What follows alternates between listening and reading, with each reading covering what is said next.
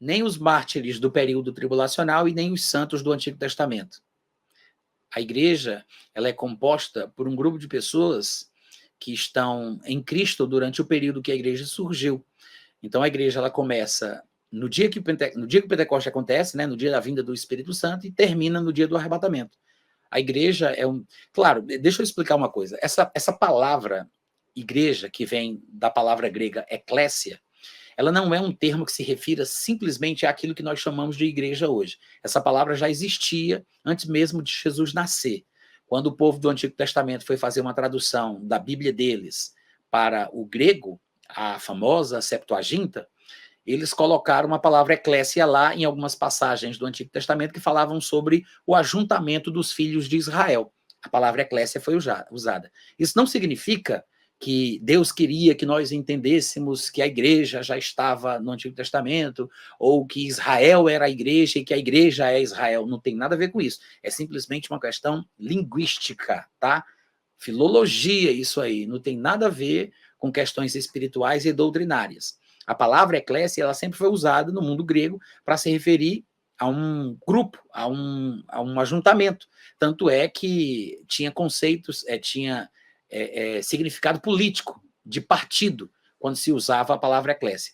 De fato, até mesmo no Novo Testamento, a palavra eclésia aparece em textos do livro de Atos, falando sobre um ajuntamento que estava discutindo, batendo boca com Paulo, em determinado momento, quando Paulo começou a falar de Jesus, e eles queriam, acho que, maltratar Paulo, bater em Paulo, e aí se fala que o ajuntamento do povo, aí aparece lá no grego a palavra eclésia, embora em português, nas nossas Bíblias, não tenham traduzido por igreja, porque na nossa cabeça não iria fazer sentido, então para evitar confusão, eles preferiram traduzir pelo significado que a palavra eclésia tem em sua origem, que é ajuntamento, grupo de pessoas, assembleia, eles botaram assembleia lá, lembrei agora. Uma versão que eu tenho em português diz que colocar a palavra assembleia. Então, a palavra eclésia, ela já existia e tinha esse significado. Só que quando Jesus fala sobre a sua eclésia, a sua igreja, ele diz, eu edificarei a minha igreja, é porque ele está falando sobre o que nós chamaríamos de corpo de Cristo. É um grupo de pessoas distinto que está em Cristo.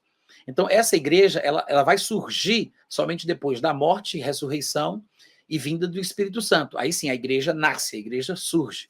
Os santos do Antigo Testamento, que são considerados como justos, eles fazem parte do povo de Deus, assim como todo aquele que crê em qualquer época que se viva, seja durante o período do Antigo Testamento, antes mesmo da lei, durante a lei, o povo que vive agora, o povo que vai viver depois na tribulação, que vai crer em Jesus, seja em que época for, o povo que é justo e é santo, eles fazem parte do povo de Deus, né? De uma forma geral.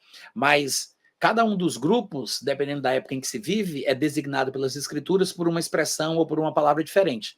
A palavra Igreja de Cristo, a expressão a Igreja de Cristo, ela se refere a este povo que faz parte desta comunidade que se inicia no dia de Pentecostes e termina no dia do arrebatamento. Embora pessoas que se converterão na tribulação sejam salvas, justas e venham a participar do milênio, ou pela ressurreição, ou porque escapem do anticristo e não morram durante a tribulação, estas pessoas não farão parte da igreja. Então, os que lavam as suas vestes do período da tribulação, crendo na fé judaica de que Jesus é o Messias, não farão parte da igreja, porque a igreja já passou. Assim como Moisés não fez parte da igreja, Davi não fez parte da igreja, os santos do Antigo Testamento não fizeram parte da igreja. Quando o tempo da igreja estiver terminado, o povo que for salvo durante a tribulação também não fará. Mas, mesmo assim, todos são santos e justos e fazem parte do povo de Deus. Tá?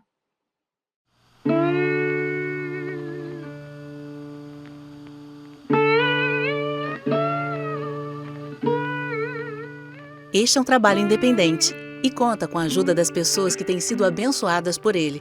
Se você quiser fazer parte do grupo de mantenedores desta obra, se informe das opções disponíveis na descrição deste vídeo. Agradecemos pela atenção e pelo carinho. Deus abençoe.